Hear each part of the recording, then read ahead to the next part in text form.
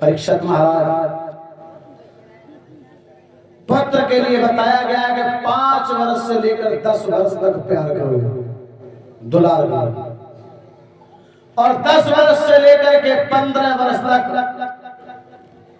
उनके लिए दंड इत्यादि देते हुए उसके लिए भविष्य को सुधार करो।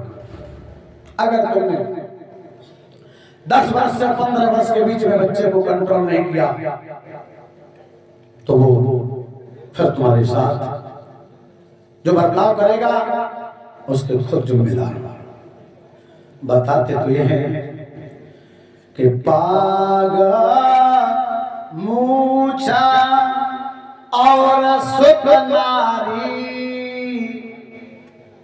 बालक हद जो सवारी। पाग मानी पगड़ी, अभी जो तुम पहनाई ढीली थी तो हमने अपने हाथों संभाली। पाग मूछ, मूछ जब तुमने रखाई, मूछ आ गई तो ऐसे हाथ फेरो ऊपर के लिए, पता चला नीचे चलनी सी बनाए से कहा भाई क्यों आ रहे भैया।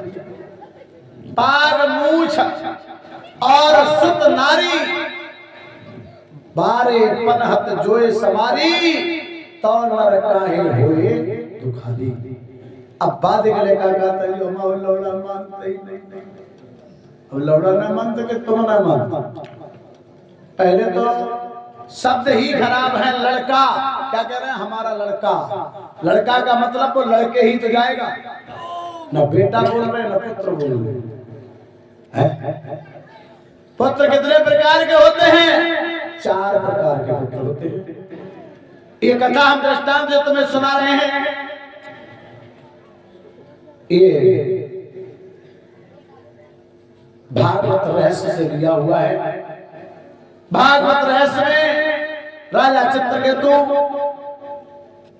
का आख्यान, अंगरा इत्यादि नारद के सहित ऋषियों में संतान नहीं थी, चावल दिया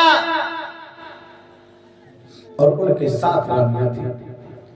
राजा सोचने लगा कि एक चावल है, रानी 7 है, किसको छोटा करे किसको बड़ा करे।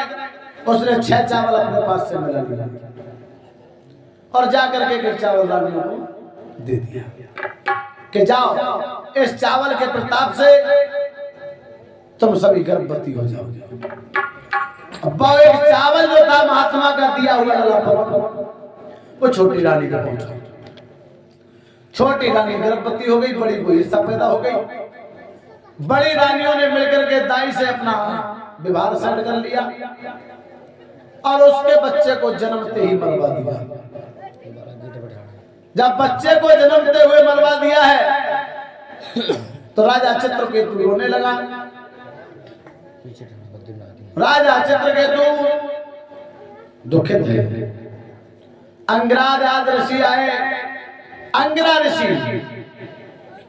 ऋषि ने समझाया, ना कोई किसी का पुत्र है ना कोई किसी का पिता है।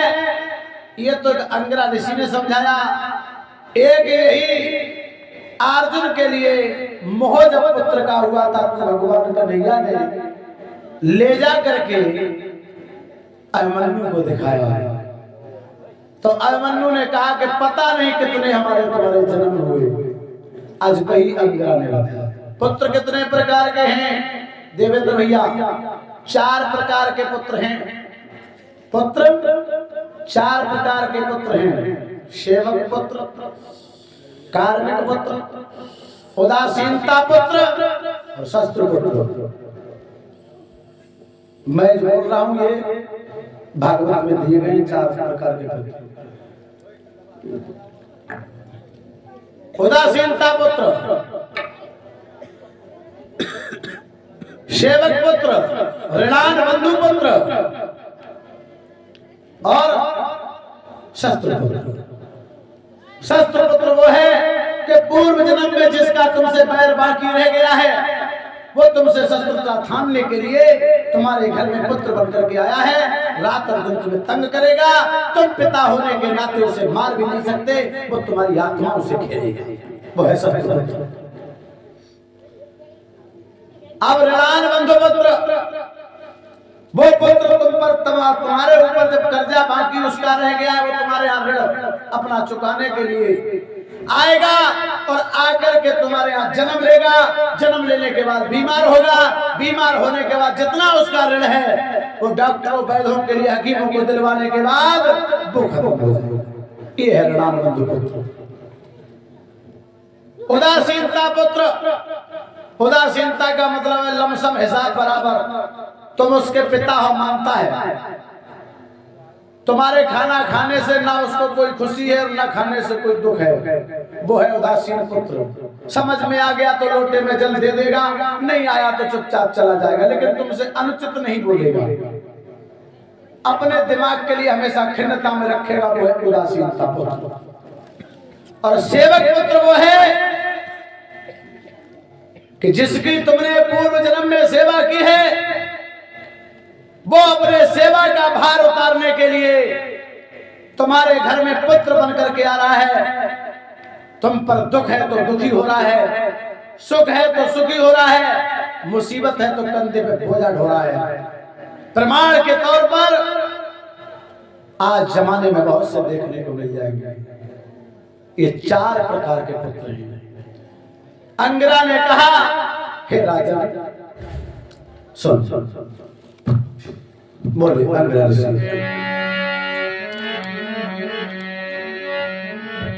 कि राजन क्या पागल हुआ आज, जो अश्रु बहाकर रोता है, और क्या तूने पैदा किया यहाँ जो कुछ आए तू होता है।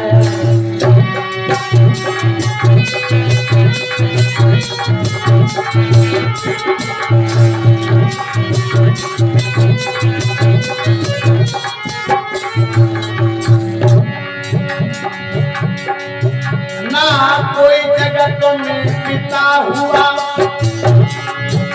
ना कोई उसका बेटा है, ये चोला तो बदल के, ये चोला तो बदलना है, और घट में लग देना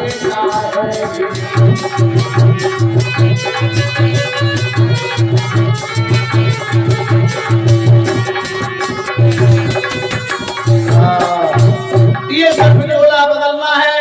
अंतःपट में एक आत्मा का दूसरा अंश रहते हैं, जिसको कहते हैं आत्मा, परमात्मा का दूसरा अंश। ये तो रोज अपने कपड़े जैसे इंसान बदलता है, वैसे चोला बदल करके चला जाता है, क्योंकि आत्मा को ना कोई शस्त्र काट सकता है, ना कोई अग्नि जला सकती है, ना कोई हवा उड़ा सकती है, और ना ही कोई पानी डुबा सकता है। वो है आत्मा। आज आओ यहाँ से आगे राजा भीष्मक